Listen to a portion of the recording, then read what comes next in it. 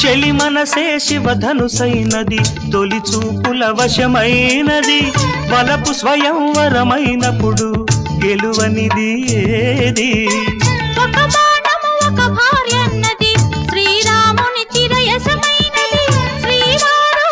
వరమిస్తే సిరులన్నీ నావి తొలి చుక్కవు నీవే చుక్కానివి నీవే తుదిదాకా నీవే మరు జన్మకు నీవే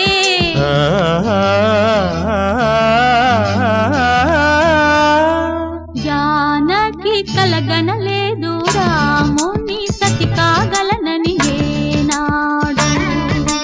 రాముడు అనుకోలేదు జానకి పతి కాగలనని ఆనాడు